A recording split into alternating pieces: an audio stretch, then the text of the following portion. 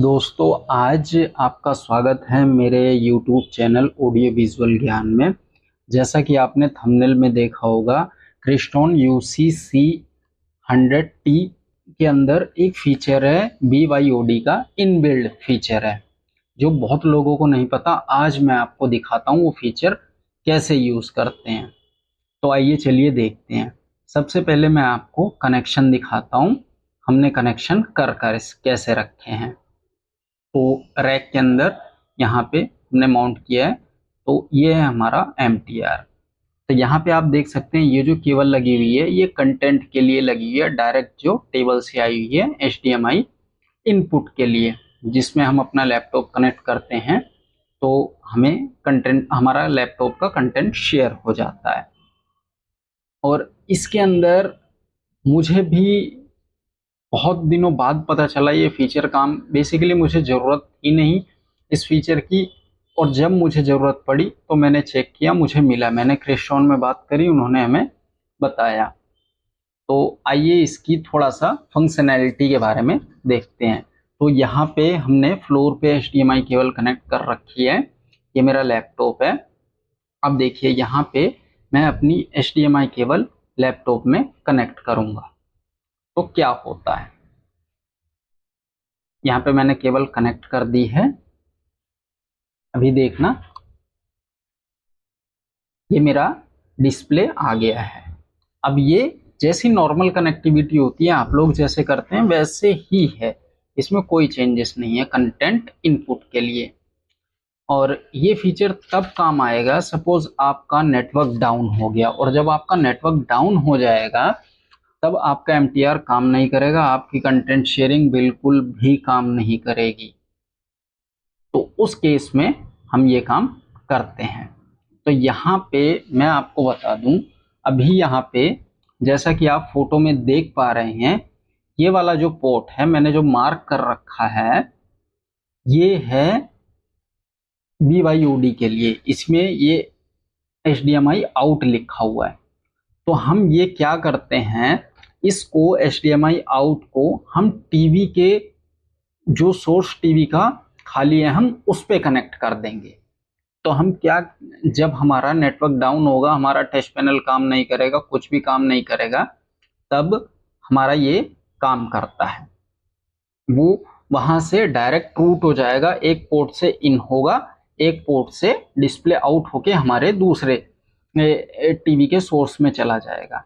अब इससे बेनिफिट ये है हमारा कि हम अपना लैपटॉप लगा के एक बड़ी स्क्रीन में अपनी मीटिंग कर सकते हैं। और ऑडियो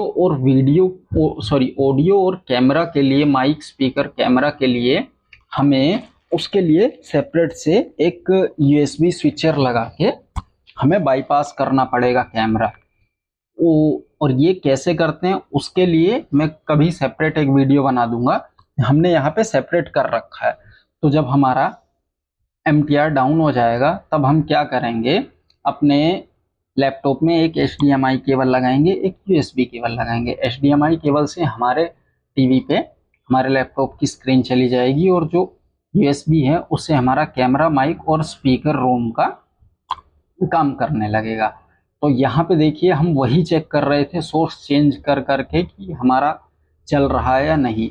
हमारे यहाँ पे एकदम परफेक्ट चल रहा है। हमने सोर्स चेंज करके देखा है, और क्रिस्टॉन से भी बात करिए, ये फीचर इसीलिए है, बट लोग इसको यूज़ करते नहीं हैं। ये सोचते हैं कि MTR अगर हमारा डाउन हो जाएगा तो हमारा चलेगा ही नहीं पूरा MTR डिवाइस, लेकिन ऐसा बिल्कुल भी नहीं है।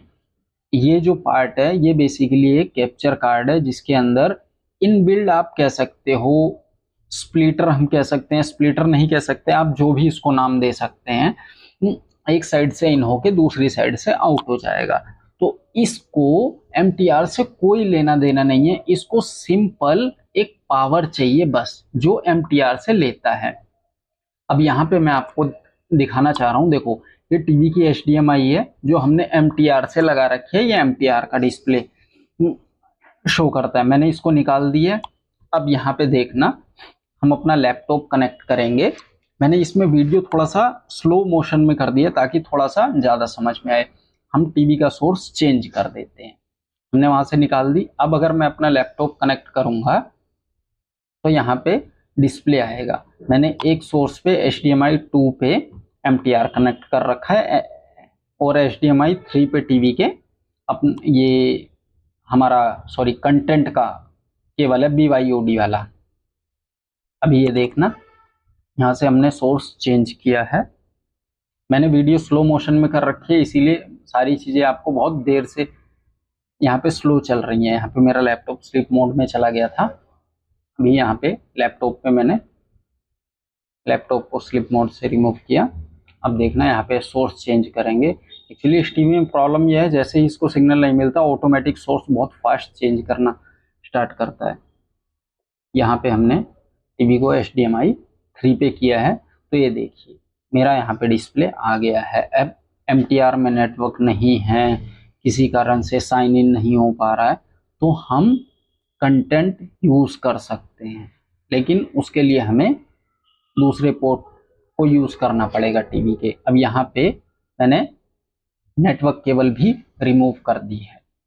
नेटवर्क केबल और हमारा ये HDMI आपको रिमूव करके दिखा दिया है। नेटवर्क केबल भी हमने रिमूव करके ये चीज़ें चेक करी हैं। और ये जो देख रहे हो ना, जो आउट में बता रहा था, तो यहाँ पे मैंने केबल कनेक्ट करी है HDMI आउट पे, और इसको डायरेक्ट मैं आपको टीवी के बैक साइड दिखाने की कोशिश करता हूँ। वो सही से दिख तो पाएगा नहीं, बट मैं आपको ट्राई करता हूँ दिखाने के लिए।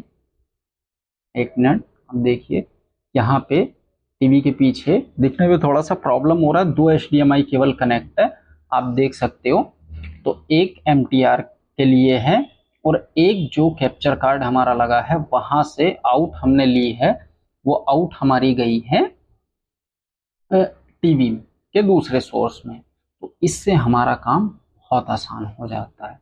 हमें BYOD के लिए अलग से हमें कोई स्विचर नहीं लगाना, कोई स्प्लिटर नहीं लगाना, एक्स्ट्रा कोई वायरिंग नहीं करनी है।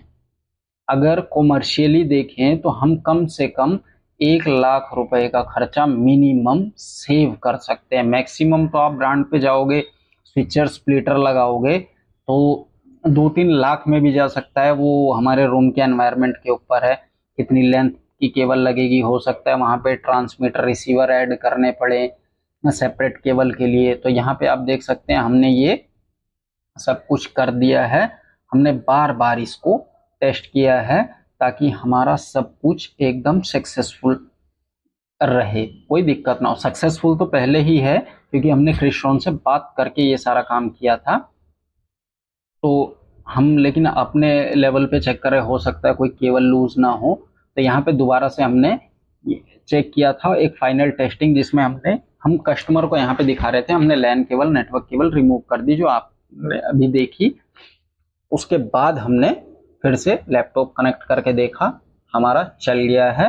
अब इसके बाद हमने हमारी करी पैकिंग, उसके बाद कस्टमर को बता दिया, कस्टमर हैप्पी। हमारा एक ही केबल से दोनों काम हो गए, BYOD के लिए भी और कंटेंट शेयरिंग के लिए भी। उसके बाद अब हम अपने नेटवर्क केबल यहाँ पे नेटवर्क और HDMI जो आप देख रहे हैं ये दोनों प्लग कर देंगे। उसके बाद हमारा सारा एकदम सक्सेसफुल। और अगर इसके रिगार्डिंग आपको कोई डीप जानकारी चाहिए क्या कैसे, तो आप कमेंट करिए, मैं आपको जरूर बताऊंगा। और यहाँ पे थोड़ा सा आप लोगों को प्रॉब्लम हो रहा होगा देखने में, क्योंकि कस्टमर प्लेस पे आप लोग समझ सकते हैं वीडियो बनाना इतना आसान नहीं होता। क्योंकि अगर हम वीडियो बनाते हैं तो कस्टमर कहता है उसके मन में थोड़ा सा आता है कि हम काम नहीं कर रहे हैं, वीडियो बना रहे हैं। और बहुत सारी जगह बेसिकली ये जो लोकेशन पे मैं नाम नहीं ले रहा हूँ, यहाँ पे वीडियो बनाना बिल्कुल भी अलाउड नहीं है।